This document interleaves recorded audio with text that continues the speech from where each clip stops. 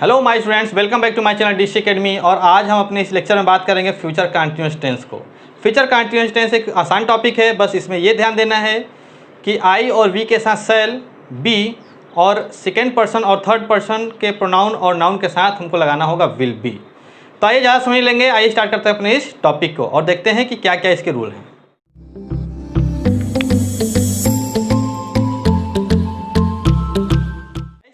बात करते हैं फ्यूचर कंटीन्यूअस टेंस की। तो फ्यूचर कंटीन्यूअस टेंस में क्या होता है, आने वाले समय यानी कि फ्यूचर टाइम में किसी काम के जारी होने का होता है कि वो चल रहा होगा। इसमें क्या होता है, हम एक अनुमान लगाते हैं। इसमें हम एक अनुमान लगाते हैं कि ये हो रहा होगा, 2 साल के बाद भी ये हो रहा होगा, या आने वाले सोमवार तक ये काम हो रहा होगा, या ऐसा चल रहा होगा। इस तरीके के सेंटेंस जो हैं हम इसमें बात करते हैं। इसलिए डिफिनेशन लिखा है कि इस काल के वाक्यों से आगे आने वाले समय में किसी कार्य के होते रहने या जारी रहने का ज्ञान होता है। अतः इस प्रकार के वाक्यों के अंत में रहा होगा, रही होगी, रहे होंगे आदि शब्द आते हैं। ये पहचान हो गई। जैसे कि वह स्टेशन पर तुम्हारी प्रतीक्षा कर रहा होगा, ये एक हमारा अनुमान है कि वह स्टेशन पर तुम्हारा प्रतीक्षा कर रहा होगा, जाओ जाके देखो। वे हवाई मार्ग से यात्रा कर रहे होंगे, ठीक। पिंकी कपड़े नहीं धो रही होगी, सूर्य कल इस समय छिप रहा होगा। ये हमारा एक अनुमान होता है जो हम अंदाज़ा लगाते हैं। ये फ्यूचर में होने वाली बातें हैं और फ्यूचर में जारी रहने वाली कुछ सेंटेंसेस हैं, बातें हैं। तो ये सेंटेंसेस जो हैं ये बताती हैं कि फ्यूचर में कोई काम चल रहा होगा जो हमें क्लियर नहीं है।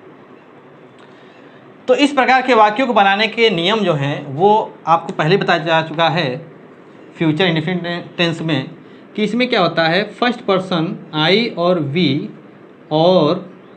के साथ शैल का यूज़ किया जाता है। तो यहाँ पर चूँकि हेल्पिंग वर्ब बी होता है और जो सेकंड पर्सन होता है यू और जो थर्ड पर्सन होता है ही, सी, इट, दे और कोई भी नाउन, इसके साथ हम लगाएंगे यहाँ पर विल, तो हो जाएगा यहाँ पर विल बी। तो यहाँ का जो नियम है वो ये है कि आई और वी यानी कि फर्स्ट पर्सन के साथ शैल बी और जो भी सेकेंड पर्सन और थर्ड पर्सन और नाउन जो हैं उनके साथ हमारा लगता है विल बी। लेकिन एक कंडीशन ये होता है कि जब बातों में दृढ़ता आ जाती है तो आई और वी के साथ विल बी और इन सब के साथ शैल बी का यूज हो जाता है। ये मैंने फ्यूचर इंडेफिनिट टेंस में आपको बताया है। अब जरा हम असर्टिव सेंटेंस की बात करें। अगर हम असर्टिव सेंटेंस की बात करें तो असर्टिव सेंटेंस के लिए रूल वही होगा कि एक रूल हमारा वही होगा कि आई और वी के साथ शैल बी और बाकी जो सेकेंड पर्सन और थर्ड पर्सन उनके साथ विल बी का यूज़ करेंगे। तो हम रूल में क्या है कि हम फार्मूला लिख देते हैं। सबसे पहले सब्जेक्ट,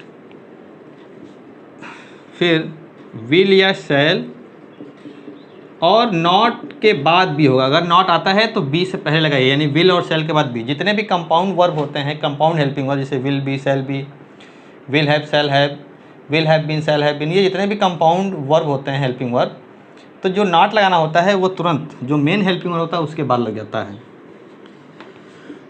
फिर वर्ब की फोर्थ फॉर्म या आईएनजी फॉर्म कह सकते हैं, फिर ऑब्जेक्ट, फिर कॉम्प्लीमेंट। ये हो जाता है आपका फार्मूला।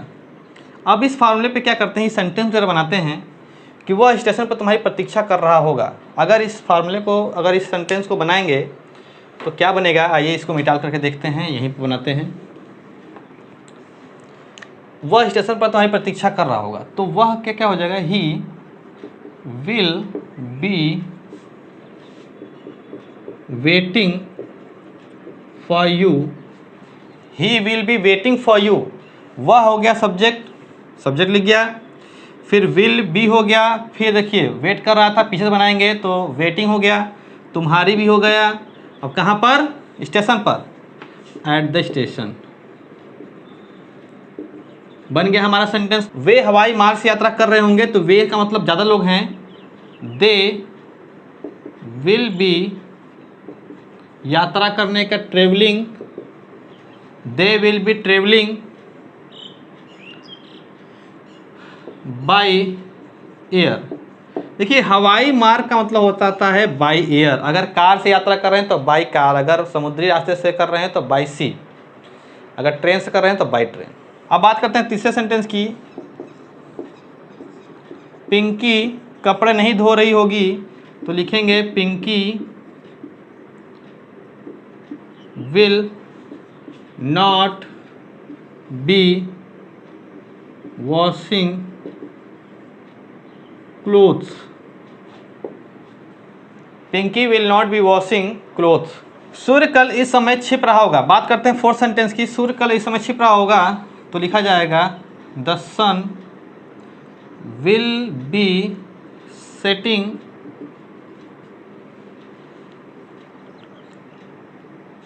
अब यहाँ पर हो गया the sun will be setting, छिप रहा होगा।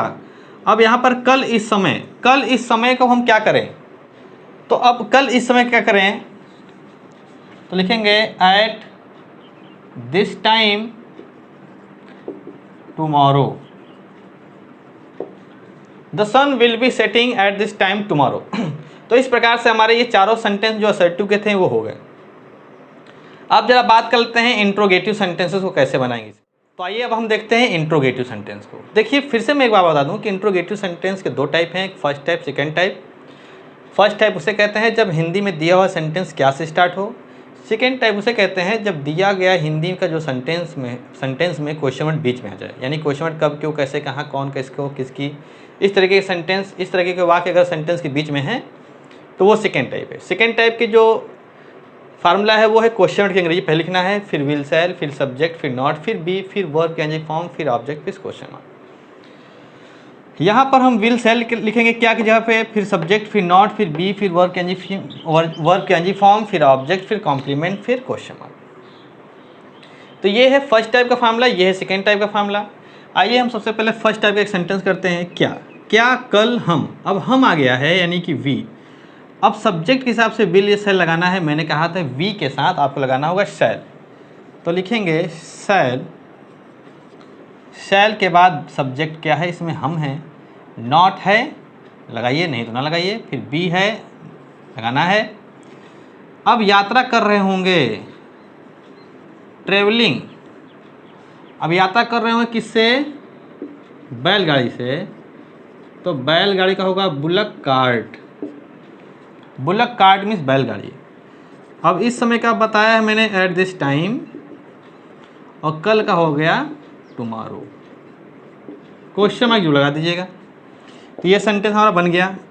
क्या तुम कल अपने पिताजी से मिलने जा रहे हो, तो फिर से देखिए क्या कि जब विल या शैल लगेगा तो अब लगेगा विल, क्योंकि सब्जेक्ट है यहाँ पर यू। बी, जा रहे हो, गोइंग, क्या करने जा रहे हो, मिलने, टू सी, किससे, अपने पिताजी से, टू सी योर फादर। और कब जा रहे हो भाई, कल। तो कल के लिए क्या होता है मैंने बताया है, इसमें फ्यूचर में आने वाला कल होता है टुमारो। अब जरा देखते हैं सेकेंड टाइप को कैसे करते हैं। अगले वर्ष वह कहाँ पढ़ रहा होगा, तो कहाँ एक क्वेश्चन वर्ड है, तो क्वेश्चन की स्पेलिंग लिखेंगे वेयर, और अगले वर्ष वहाँ शैल, वह क्या हो जाएगा ही। अब ही के साथ सॉरी वेयर विल, क्योंकि यहाँ पर विल सब्जेक्ट के साथ लगेगा और सब्जेक्ट क्या है वह, तो वह के लिए क्या लगेगा will. Where will he, be लगाइए अगर है तो, और पढ़ रहा होगा तो studying. Where will he be studying next year, question mark. आइए अगर दूसरे सेंटेंस की बात करें, आज दोपहर में आपके पिताजी क्या कर रहे होंगे, तो क्या की स्पेलिंग लिखेंगे व्हाट, विल, और आपके पिताजी सब्जेक्ट है, योर फादर, बी, कर रहे होंगे डूइंग। आज दोपहर में, तो मे के लिए इन, कब, दोपहर में नून, और टुडे। तो इस तरीके से हमारा सेंटेंस बन जाएगा कि आज दोपहर में आपके पिताजी क्या कर रहे होंगे, तो what will your father be doing in the Noon today. तो इस प्रकार से आपका फ्यूचर कंटिन्यूअस टेंस भी हो जाता है समाप्त। अगर ये वीडियो आपको अच्छी लगे तो लाइक करें, अगर नए हैं तो सब्सक्राइब करें, अपने दोस्तों को शेयर करें। Thanks for watching.